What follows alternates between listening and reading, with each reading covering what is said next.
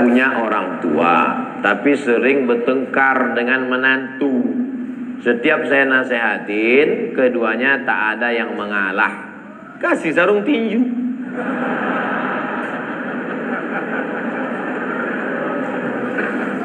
Bagaimana caranya supaya orang tua saya dan menantunya itu bisa akur kembali tanpa menyakiti keduanya, Pak Ustadz? Arisan keluarga, undang Ustadz. Ustadz yang lembut. Jangan Ustadz yang keras kasar macam saya yang lembut. Ibu, bapak, lembut, baik. Kasih tahu dia tentang bahayanya ini segala macam. Nanti dia yang ceramah. Bahannya dari bapak, tapi lidahnya yang dipakai lidah Ustadz. Gitu. Kalau saya nggak bisa, karena saya pernah dipakai gitu sama ketua masjid. Bahannya dari ketua masjid, pakai lidah saya. Siapa yang meminta sedekahnya kembali, maka dia seperti anjing yang menjilat muntahnya. Karena masukan dari ketua masjid, ini ada sedekah yang diminta kembali. Jadi saya sampaikan begitu. Setelah selesai acara, mohon maaf Pak Ustadz, yang disindir nggak datang. Jadi sejak itu saya nggak mau nyindir itu, nggak mau. Kalau ada to the point, mana orangnya, gitu. Ya, tapi kalau untuk ini nggak bisa. Jadi adik-adikku sekalian, walaupun udah ngaji, nggak bisa menceramahi dia, karena orang tua itu tidak pernah melihat kita ini besar.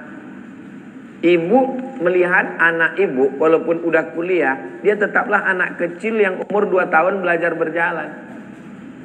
Gak pernah kita melihat anak-anak itu dewasa.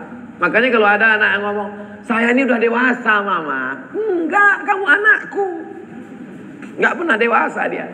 Maka pakai lidah Ustadz tadi, masalah warisan. Jadi jangan lagi acara arisan keluarga itu cekakak cekiki, foto nggak tentu arah. Kita udah selesai dengan itu, tapi fotonya tetap, silaturahimnya tetap, tapi diisi dengan apa target yang mau dicapai dari silaturahim itu.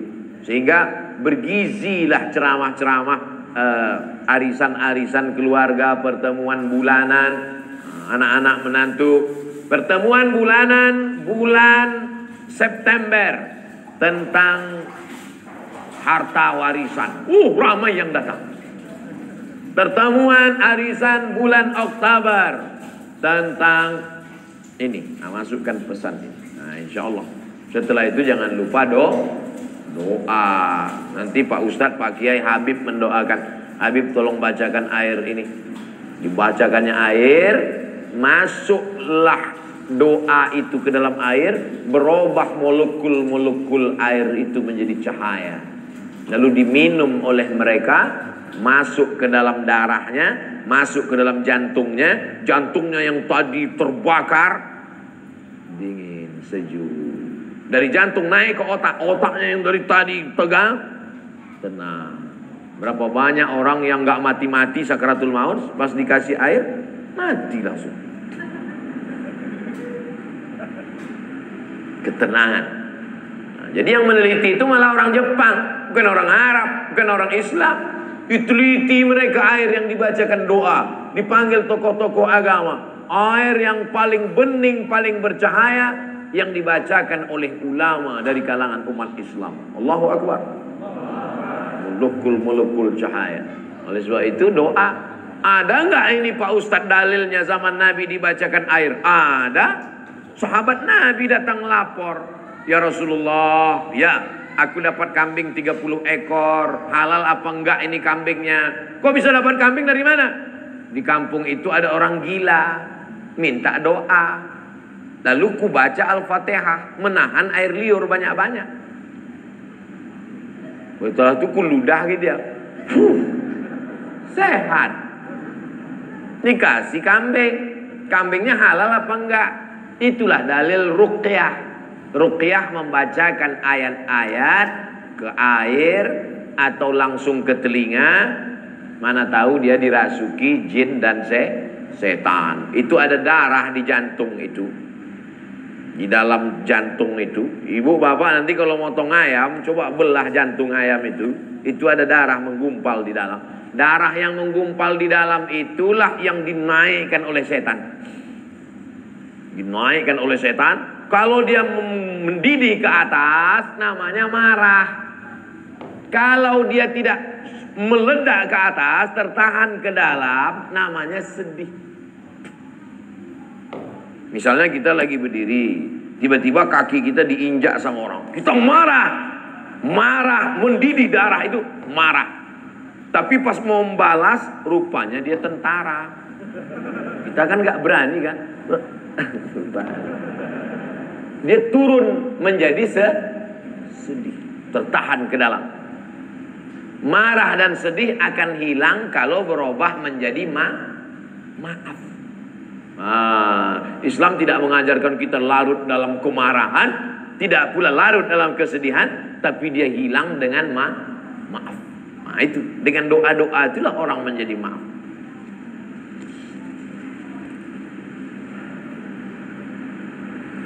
Saya diberi seorang anak, istri saya mengandung, sekarang masuk 7 bulan. Apa amalan afdal untuk saya sebagai suami untuk kebaikan kandungan? Perempuan yang sedang hamil itu hatinya risau, takut nanti melahirkan susah, takut nanti sesar, takut diganggu jin. Maka hatinya tenang dengan zikir, banyak-banyak sholawat. Allahumma sholli ala sayyidina Muhammad wa ala ali sayyidina Muhammad. Allahumma sholli ala sayyidina Muhammad wa ala ali sayyidina Muhammad. Makanya Pak Kiai selalu nyuruh, gimana nih Pak Kiai, istri saya hamil? Baca surat Yusuf supaya hatinya tenang. Padahal tujuan Pak Kiai baca surat Yusuf supaya hatinya tenang dan anaknya soleh, tidak mau berzina seperti Nabi Yusuf. Cuman kadang ibu hamil ini salah sangka, disangkanya anaknya ganteng macam Nabi Yusuf. Pas lahir hitam komplain. Pak Kiai iki anake ireng piye iki? Pak Kiai orangnya sabar, nggak marah. Bojone endi? Pas dia bojo iki podo.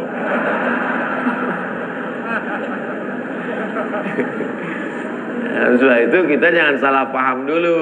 Jadi kalau ada ustadz nyuruh baca sholawat, baca ayat kursi, sesungguhnya itu supaya emosional si ibu tenang.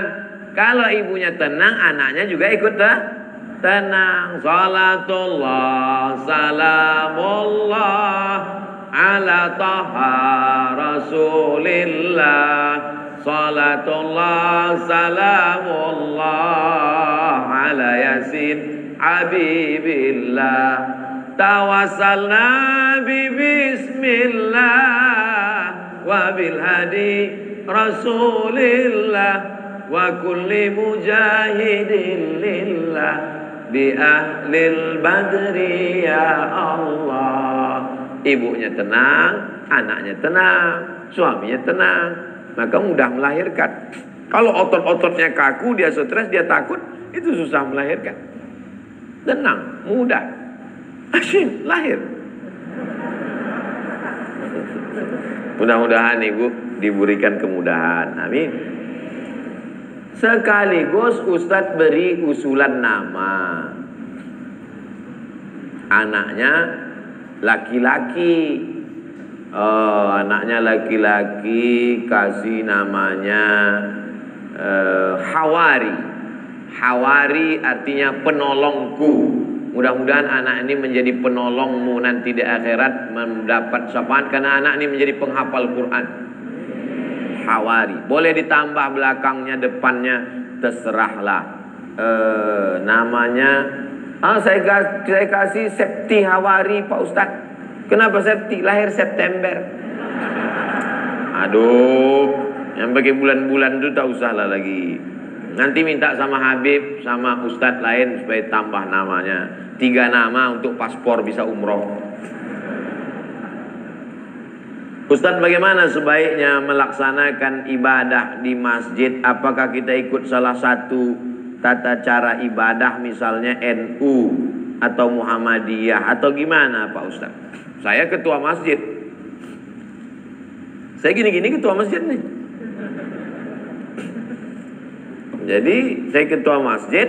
Masjid itu memang dari dulu pakai mazhab Syafi'i. Bismillahnya jahar. Bismillahirrahmanirrahim. Ini sholat apa qori? Biasa aja lah. Bismillahirrahmanirrahim. Alhamdulillahi rabbil alamin. Ar-Rahmanirrahim. Lalu kemudian kalau subuh pakai kunut, pakai mazhab Syafi'i. Allahumma hdina fiman hadait, wa'afina fiman afait, wa tawallana fiman tawallait. Tapi masjidnya enggak terlalu besar, masjid komplek perumahan kecil. Artinya mayoritas masyarakat di situ memang mazhab Syafi'i.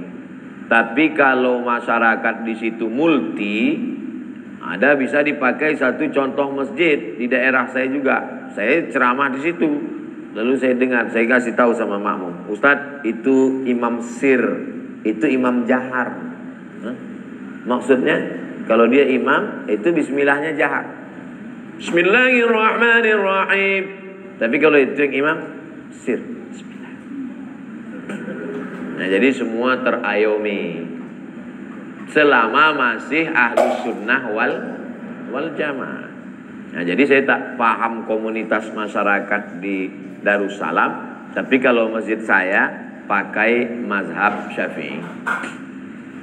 Terus kalau selesai sholat zikir jahar sama sir, ya mazhab yang jahar itu mazhab Hambali. Karena menurut Imam Ahmad bin Ambal, kalau dalam mazhab Syafi'i selama makmumnya belum tahu dikasih tahu. Cara ngasih tahu makmum gimana? Dijaharkan. Astaghfirullahaladzim, astaghfirullahaladzim, astaghfirullahaladzim.